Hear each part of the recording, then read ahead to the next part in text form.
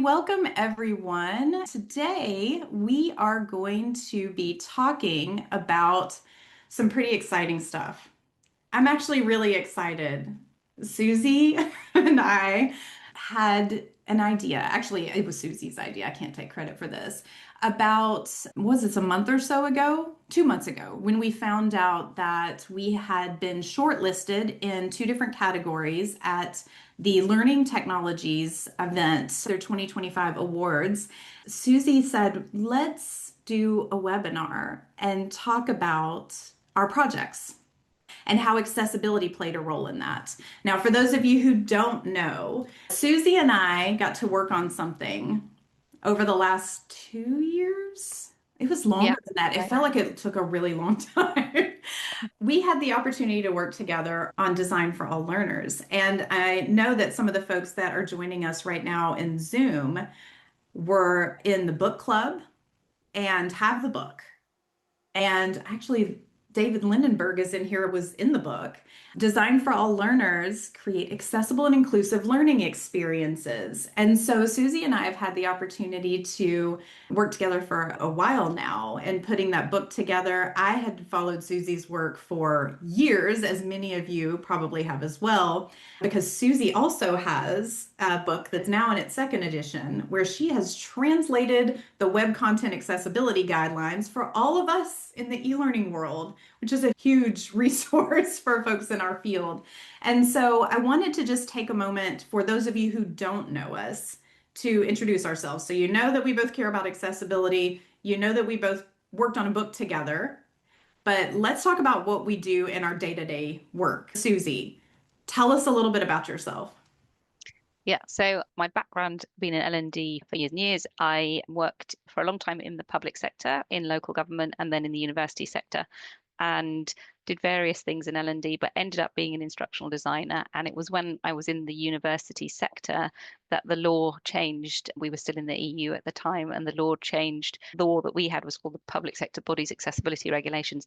And that was the first thing that absolutely required that you were meeting the Web Content Accessibility Guidelines. So it was then that I realized how difficult it was to make sense of those guidelines. And that really prompted me to start my own company called Ella Hub. So we've been going for about nearly 7 years now, and we focus on training and consultancy and a lot of auditing work as well. Yeah, so that's really the background. And one of the things that I spend a lot of time doing is focusing on advocacy and really trying to make sure that everybody is aware just how important accessibility is when you're designing learning content. Yes, I love that, Susie. Thank you so much. And I am Sarah Mercier, and I run an organization called Build Capable. We focus primarily in learning technology, so data and learning ecosystems, the tools and software that you might use to make sure that L&D is a good support to your organization. And we also design and develop learning experiences. It tends to be more on the innovative side where folks will come to us and say, I want to do this thing, I'm not really sure how. And then we show them how to work through that process. But like Susie, one of the things that has always been foundational to my organization is making sure that everything is built with accessibility first. And I come at this, and I talk about this in the book, I come at this from a perspective of I really wanted to be the best designer I could possibly be. And when I think about why I care about teaching people, I care about teaching people because I love seeing people like light up and learn something new and be able to do something that they couldn't do before or have a resource they didn't have before. And if I only said that certain people lit me up when that happened, I feel like that doesn't track. That would make me feel cringy. I actually really care about everybody having that same light bulb moment. And I think what I found is that early in my career, when I started to find things that I was doing that weren't accessible, the worst thing that could happen in my brain is somebody trying to use something that I'd created and get frustrated and be like, this is terrible. And just and making, that thought as a designer and as somebody who cares about learning, just it's stuck in my head permanently. So anytime I find that I'm doing something that might present a blocker to someone, I just have to figure out how can I improve my process to take that away. And so, what we're going to talk about today is how this actually played a role in our projects and in building software as a service in this award for learning technologies. And so, let's talk a little bit about what we submitted. Susie, what did you submit for learning technologies? So the category that we went in for was very much a clear decision. We went in for excellence in learning design, which is as a lot of people who put projects into it. So the category that we were was the commercial projects. We were in the international section as well. So the project that we put in was actually the online version of the Designing Accessible Learning Content book. So the Designing Accessible Learning Content program, which is a self-access online version of the book, really. And the purpose really of putting that in, the purpose of actually creating it was to prove it's all very well in that having a kind of a reference guide that says, oh yes, making accessible learning content is fantastic for learning. It benefits everybody. So I really wanted to prove that was the case rather than just saying, oh, this is what I think, actually showing that you could do this.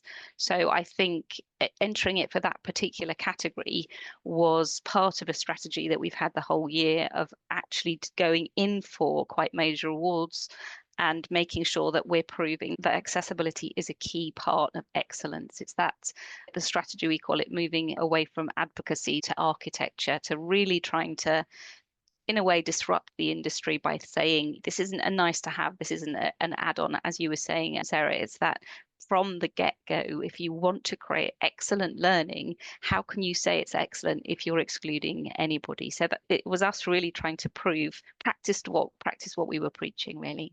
Exactly. And I think that's so interesting. And I want to reinforce what Susie has just said. The category was excellence internationally, not just in England, not just in one area, not just for one vertical or one industry. It was all of it. And I think that taking the approach of practicing what you're preaching and building something that is a demonstration of what you're suggesting is so important. And that was what I loved. I went into Susie's program back early on whenever you were giving away the free introduction so that you could feel it out. And I went out there because I wanted to see how Susie's team had put it together and see how are you implementing this and see good examples of it. And what I loved about it was that it didn't feel like something that was watered down or boring. It was really rich because there are lots of different ways that you can experience the content and what you're trying to learn and what their team is teaching as you're going through it. And so it's actually more immersive, not less. And I think that's something that is a big myth, right? Is that if you Hmm. make something accessible, it's going to be boring and just text and not very good. And I've talked to people about building games and virtual reality, and some of the most exciting, award-winning virtual reality games are built with accessibility first. And I talk about Hmm. that in a session that I teach, right? So it doesn't mean that you can't do really interesting, immersive, visually beautiful things because some people are going to be looking at it. It just means that you need to think about it at the beginning so that Hmm. you're baking that in as you go along. And so I Yeah. think that's such a good point.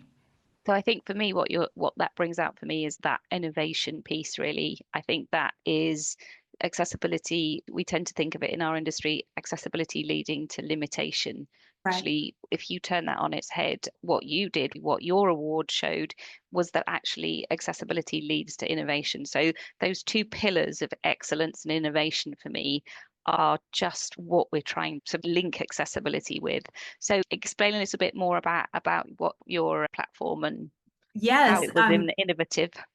So for Build Capable XCL, my team, I mentioned that we work in data and learning ecosystems. We aren't an accessibility company, but it's a foundation of everything that we build. Because why build anything, like Susie said, if people can't access it? That doesn't make any sense.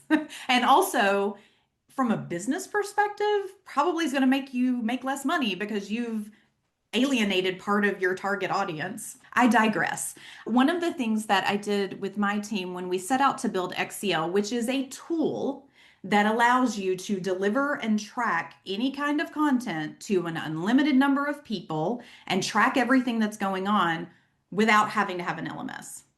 So it gave us the ability to support nonprofits, to support organizations who had folks that weren't sitting at desks, people who were out in the field, and we call them frontline workers or deskless workers, people who had hundreds of thousands of active users every month that were never going to buy a learning platform for so many reasons, which I'm sure I don't need to go into with folks that might be watching this today. But when we set out to do this, I brought in on my team everybody that was on my team. I said, what do you know about accessibility? How do you meet web content accessibility guidelines? We brought in a UX designer who had designed all of this accessible apps and experiences in augmented reality. So I was bringing in people who had done a lot of really cool work, but had really deep experience in building things that were accessible. I actually pulled people in from different countries because, spoiler alert, in the US, we do not do a great job of accessibility here.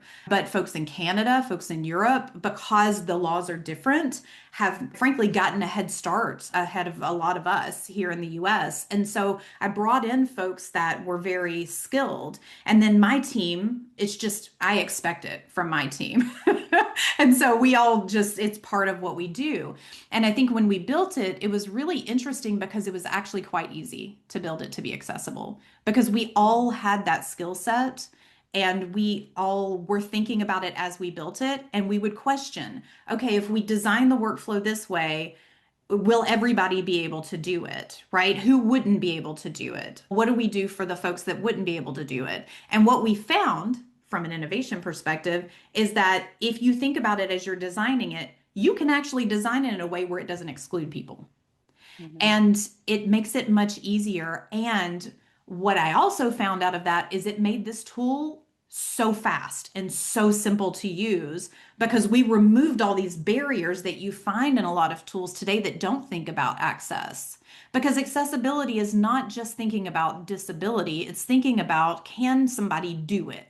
Can somebody access it? What are the barriers? So it plays into usability and ease of use for everybody, not just someone who might have a disability and be using a certain assistive technology like a screen reader or a braille display.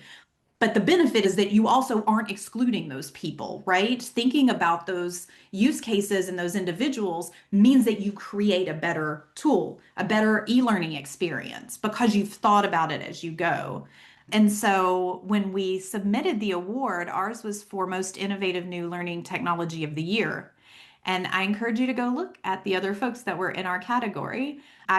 We were shocked because there were folks that had all these AI tools and tools that are pretty well recognized in our industry.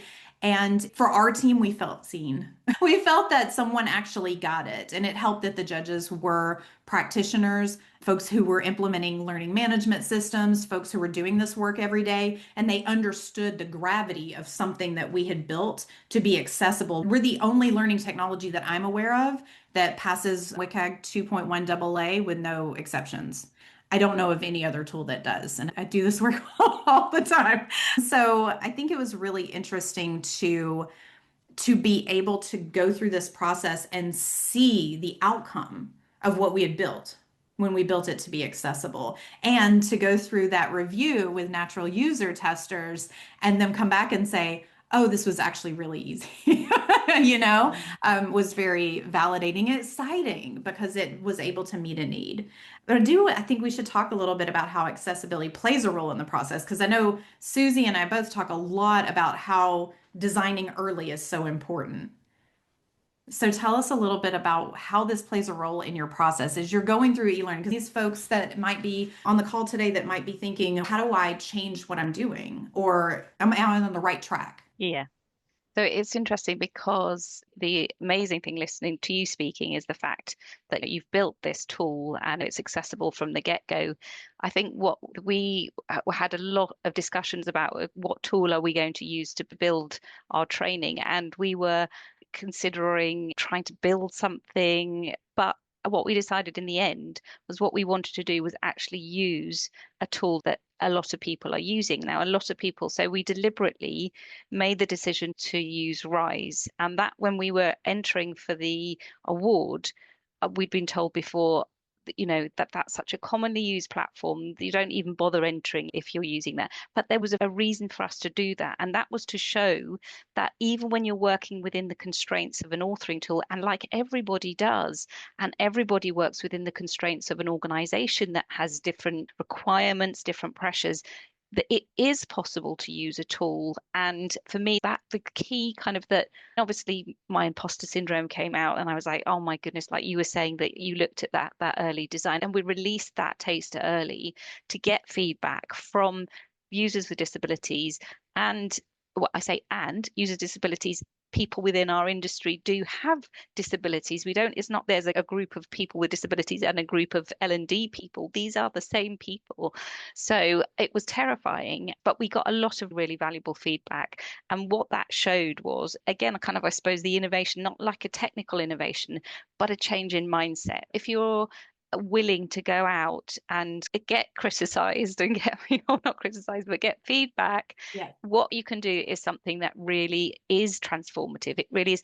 And it doesn't matter so much about the tool that you're using. So, as I say, when we were using that tool, we deliberately used it to show we know it wasn't as accessible as we wanted it to be, but these are the things, these are the strategies that program teaches people because it's very pragmatic. This is the reality that people are facing. We very rarely are in a position where we are using tools that are as accessible as we want them to be. So the skills that we were teaching using that tool were exactly what we needed to show actually this is it's that progress over perfection. You can do so much if you listen to people, if you take on board people's experiences, and if you think differently. Absolutely is that change of mindset that, oh, I know this is never going to be accessible. I'm going to give up on it, or it's too difficult, or it's too expensive, or it takes too long. And that coming back to the point that you made about considering it right from the beginning, if you do consider it right from the beginning, and I know it is a little bit of a cliche, but it's that change of mindset before you start, not okay, we do a lot of auditing work. We show people how they can retrofit accessibility if it's something that has been overlooked. It is possible to do, but it just makes such a difference. But it is that for me, that absolute change in mindset, really. If you retrofit one or two, you probably will change your mindset very quickly Yeah. because it's a lot of work. And there was something that stood out to me that you mentioned about demonstrating that it's possible to work within constraints. Demonstrating this. One of the reasons why we did what we did so publicly is that I have heard every excuse from every vendor in this field that says they cannot make their platforms accessible. And we wanted to prove that you can. I Mhm. wanted for folks to know that it is not acceptable for a vendor to give you that excuse. And you mentioned, Susie, that the folks that are in our field, we have disabilities too. We are doing this work. It's not just I'm doing this for a learner. That's part of it. But Leah has a fantastic chapter in the book. I'm just going to tell y'all and be transparent. It happens to be my favorite chapter in the book because Leah talks about how she has macular degeneration, which is a central vision blur. Leah's also an award winning e learning designer. And she talks in the book about an experience she had talking to a vendor. And I think that stuck with me because it should not be an excuse. You not thinking about it is not an excuse. And I'm talking about vendors. And then having the audacity to tell your customers that, oh, it's not on our roadmap or it's on our roadmap sometime in some fake future. I think that we have to hold our field to a higher standard. And what I love so much about Susie and me coming together today is that we demonstrate that this is possible, not for tons of extra money. I have a very small company. We do not have billions of dollars, but we thought about it as we went along. Our team was committed to it. And so a lot of things have to be in place, Susie, right? So you have to have a skill set that you develop over time. And so when you get started, you might feel overwhelmed. It's Yeah. feel overwhelming. Yeah. And I think that the thing for me, you saying that you have a small company and a small team, our company is literally me and one part-time member of staff and then freelancers that we use. And I really had no budget. We're doing, tiny, tiny budget. Yeah, we were competing exactly as you say with people. The first time I went into the Learning Technologies Award, I was working as an instructional designer in the university system, and it was the only way that I thought I could actually make a difference to get someone to listen to me about how bad it was that things were not accessible. And I entered and I managed to get shortlisted. I was working in the university, and it was before everything was online. So it was actually an interview, absolutely terrified. And I just said to them, I'm not going to show you about the criteria. I just want to talk to you about accessibility. And they just looked at me as if they had no idea what I was talking about. And so for me to come back and to be able to prove you can do this. This is somebody working with a tiny company, tiny resources, making sure that you're going to prove that this is excellence in learning design. And Yeah. anybody can do that. So if I can do it, then anybody can. And it is not always going to be perfect. You are going to have to work within the constraints. Everybody has the power to do something to make this better. I agree. And we know that it's not possible to make something 100% accessible. And Meryl Evans talks about this. She talks about this paradox where what is accessible for one person might not be accessible for someone else. That's where you get into universal design for learning and giving people options and thinking about how might someone do this a little differently? How could I give somebody some control? By the way, that's also an adult learning theory about Mhm. making sure that learners have control, and that's andragogy. But when we think about what we're designing, one of the things that David said in the chat is that his favorite thing about your course is that you talk about the different blocks in Rise and how you can use them and the accessibility of them, things like that, and making different recommendations about how those blocks were used and demonstrating that. I also want to give a totally different example to Susie's because Susie's course is an exemplar of designing e-learning that's accessible within common tools that we have in our field. We also built, in my organization, we built a program called LearnX API. It happens to be free right now through the end of the year if you want to check it out. I gave my entire team instructions to say, build this to be accessible. I don't promote this as a course about accessibility. I promote it as a course about learning how to use XAPI, which is a data standard. But we built that entire course to be accessible. Recently, a colleague of mine who is blind, uses a screen reader, went through the program. And I said, hey, give me any feedback. If you run into any blockers, let me know. And he reached out to us and he said, I finished the program and it was awesome. And I learned these things. And that is important. It's so validating. How can you make sure that people have access to things? Now, do you know how many people told me, oh, I don't know why you're worrying about spending time on that because somebody who's blind is not going to be using XAPI. They're not going to be programming things. This person happens to be a game designer, a programmer who lost his vision, wasn't always blind, but that doesn't even matter, right? Who am I to say you can't learn that? That is just sound.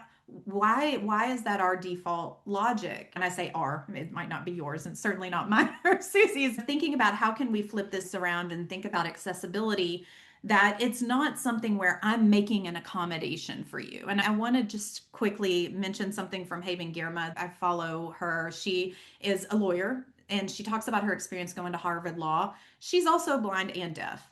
And so she talks about her experience as a deafblind individual that has gone through this program at Harvard Law and her experience there. One of the things she talks about is making accommodations and this assumption that accommodations are just for people with disabilities.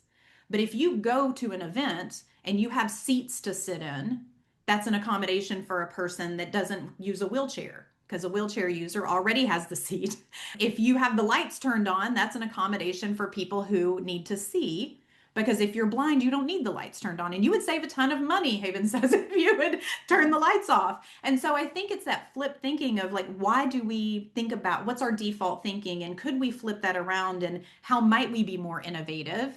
If we thought about this a little differently, and what you'll find is that you remove barriers and make a more immersive, creative experience, no matter if you're building tools or e-learning or whatever, if you flip your thinking and think about how might someone best engage with this and what are the different ways that it might be valuable to them to engage with this information. I wanted to just ask, we have just a minute left. I wanted to ask, is there anything you wish you could design? And I want to just mention this through, let's put it through the AI lens. Are there things you wish that you could design, but you don't because of accessibility? I totally understand that sometimes it's frustrating when there are the constraints, you're up against it. And so there are some times where I just think, I wish I was the person that had every single possible disability and every single type of assistive technology, and I knew everything. And that would really help me to then be able to think. And if we were talking about AI, if AI could reliably give me all of that, and then I could suddenly have the light bulb moment instead of going down the rabbit hole here and thinking I think this will, and then suddenly, oh, but how about this kind of access need? So I think, yeah, I don't think it's probably not impossible, but it could be easier sometimes. I don't know if that answered it very Yeah, I well. think that's such a good point because it's really hard to anticipate the needs of someone when you've never experienced that before. And I talked to Julie Dirksen about this because we were talking about neurodivergence, which is a challenging topic because you're essentially bucketing a whole bunch of different things into one bucket that aren't even the same. That's why people have a hard time talking about it. But whenever we think about designing things, we tend to design through our own lens first. And you can Hmm. do personas and you can start to think about how might somebody do this differently. But that's where, as you mentioned earlier, Susie, putting something into the world and getting feedback. And one of my favorite things is to not be afraid to ask for feedback, and telling people what you have done for accessibility is actually a form of accessibility. Telling people Hmm. what you have done and what you're not sure about, because you're communicating to folks, here's what I've thought about. And here's how you can contact me if you run into any barriers. Not contact me if you have a disability or you need an accommodation, but contact me if you run into any issues, because it's not going to just be people who might have a disability that would run into those issues. But thinking Hmm. about how can we get better at communicating about what we have done and giving people the opportunity to reach out to us if they run into anything that's a blocker. And I think thinking about it a little bit differently and how we engage with our communities and our learners can be really valuable. We're going to close it out. We're at time, actually, a couple minutes over. I wanted to just mention one quote that Susie brought into this event, and that was that our goal can be to move from accessibility advocacy, so moving accessibility from an advocacy perspective to architecture. I know you pulled from an article that you had posted on LinkedIn in the post, but thinking about what opportunities do you have to build this into your process early, changing your storyboard, making sure that you're adding alt text as you're building out your e-learning, right? Are you just brand new getting started? Should you grab a copy? Oh, here's a book. We have books. We'll post these books. Here's the one that Susie and I have together. There are 24 other people aside from me and Susie in this book. Susie has a fantastic book. We'll post all of these in the chat to help you get started. I'll also post about the free Design for All community, which the contributors in the book continue to support. And we post out blogs and articles and resources all the time. It's absolutely free. And so we'll share some resources to help you get started if you're just brand new to this. You don't even have never heard about what alt text even is. We'll share some resources to get you started. But think about, as a mantra in your organization going into the new year, how can we move accessibility from just advocating for it and building it into our processes? Make it part of your work.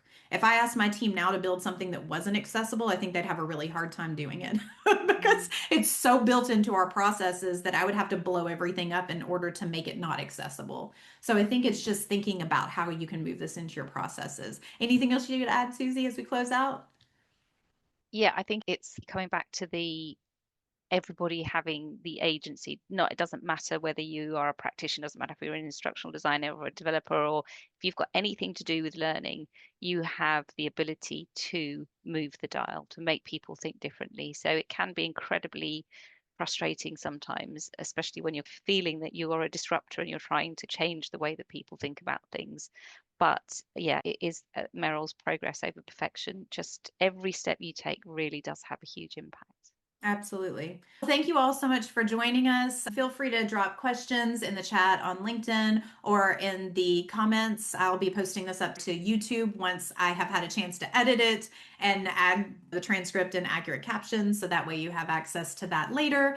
And we are so thankful for everyone that was at Learning Technologies that saw what we had put together and recognized the value of it to our field and how important it is for us to think about this from the beginning. Thanks to everyone. We wish you well through the holiday season, and make this your goal as you move forward into next year.